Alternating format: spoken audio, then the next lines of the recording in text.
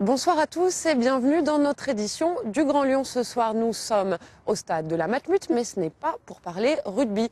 Demain, ici, 19h, l'AS Minguette Vénissieux, club de 5e division, affronte Nancy, club de Ligue 1, pour les 8e de finale de la Coupe de France. Et à la veille du match, nous vous proposons de suivre la folle journée du président de l'AS Minguette. La Fédé m'appelle, bouge pas. Quitte pas, bouge pas. Et ça fait aussi. Allô? Être président du Petit Poucet de la Coupe de France, Ahmed Zouak, ça le transporte dans une autre dimension. Des coups de téléphone incessants à la fédération, au club, à la presse et beaucoup à faire. Contrôler, par exemple, les aménagements du Matmut Stadium. Pour ça, le président est content. Franchement, il est plus joli en terrain de foot. Il est vraiment plus joli en terrain de foot. On dirait un stade anglais. Mais recevoir un 8e de finale de Coupe de France relève du parcours du combattant. L'AS Minguette doit débourser 80 000 € pour accueillir Nancy.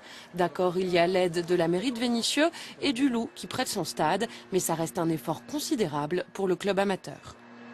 Franchement, il faut être professionnel, il faut faire que ça. Mais je pense que l'Olympique Lyonnais, par exemple, ou les clubs professionnels, eux, ils ont des gens adaptés pour chaque situation. Nous, on ne connaît pas tout ça. Un gars pour la presse, un gars pour la réception, on a trop de choses à faire. Parce que Ahmed, son vrai boulot, ce n'est pas le foot. Il est patron d'un bar aux Minguettes. Alors toutes ces contraintes, elles gâcheraient presque le charme de ce match hors norme. Mais si ce 8e de finale peut faire du bien à l'image de l'AS Minguette, alors... Grâce à ça, on espère aussi ramener aussi des sponsors qui voient que voilà, l'AS Minguette, c'est autre chose qu'un club de quartier, un club de rap. Avant c'est ça, on était des rats. Quoi, bon, après, je dis pas qu'on se conduisait pas aussi comme ça, que c'était un peu notre faute aussi. Mais après, ça a été long à gommer cette image. Soigner les relations publiques, c'est justement le programme de cet après-midi. Le bar d'Ahmed accueille l'émission de radio d'un ancien de l'AS Minguette devenu star du foot, Luis Fernandez, en personne. Oui, on est là pour faire une émission exceptionnelle. Comme d'habitude, il n'y a pas de supporters des Minguettes. Il y a des supporters là ou pas? Okay. Et pour savoir si l'AS Minguette continuera l'aventure, rendez-vous demain à partir de 19h. Et maintenant, voici ce que nous avons retenu du reste de l'actualité dans le Grand Lyon aujourd'hui. Ils sont arrivés à l'hôtel de ville de Vénissieux, presque tous ensemble, de tous les horizons, d'un pas résolu. Mercredi dernier, 4 individus cagoulés et gantés ont fait irruption au centre jeunesse du quartier Pyramide, devant les enfants, et roué de coups un animateur. Ils l'ont tapé jusqu'à ce qu'il perde connaissance. Voilà, donc l'animateur a eu de nombreuses contusions. Il a une ITT de 6 jours. Donc nous sommes là à la fois pour condamner ces actes odieux et à la fois pour soutenir nos collègues. Employés municipaux ou simples citoyens, chacun a un petit geste de solidarité, comme pour mieux repousser cette violence. Dans ces moments-là, il faut qu'on soit ensemble, tout simplement. Donc c'est pour ça que je suis là aujourd'hui. Quelques minutes plus tard, la salle des mariages est pleine à craquer et ils forment comme un front. Les deux victimes de l'agression sont là, en toute discrétion, et le maire n'hésite pas à appeler à briser le silence. Si on veut vivre ensemble, bien vivre ensemble, ce n'est pas dénoncer des gens, c'est à un moment donné dire ce qui se passe pour que ça cesse.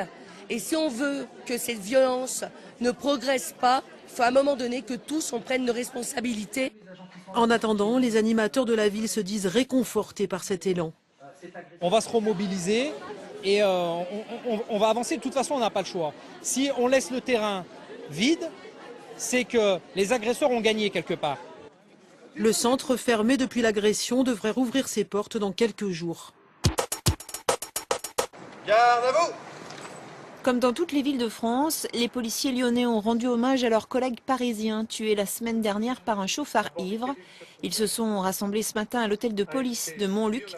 C'est le directeur départemental de la sécurité publique qui présidait la cérémonie.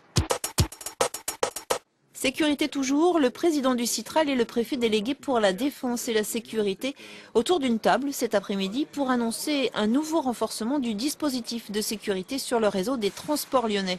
200 cartes TCLI vont être distribuées à des fonctionnaires de police, 200 cartes qui s'ajoutent aux 600 déjà distribuées. Chaque année, 4400 délits sont commis dans les transports en commun pour 1 400 000 trajets par jour. Concentrés, ils peaufinent leur camouflage. Ce matin-là, une brigade militaire se prépare à l'attaque.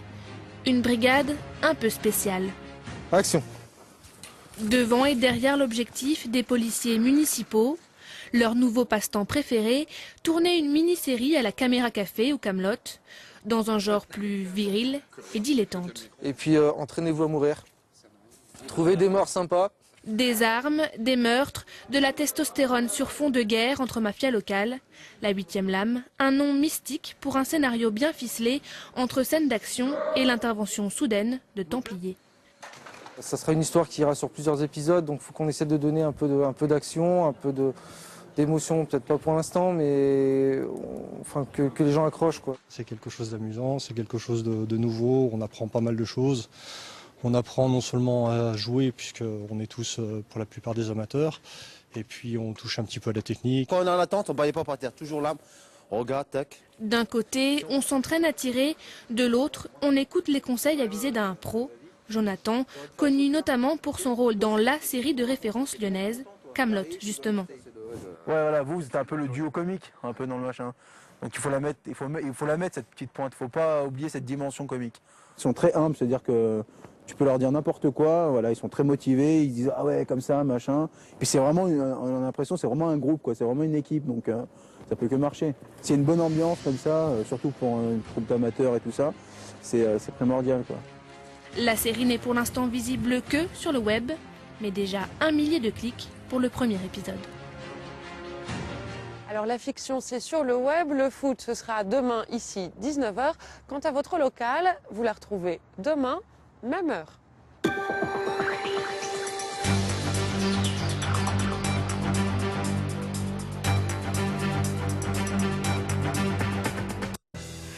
Si vous êtes témoin d'un événement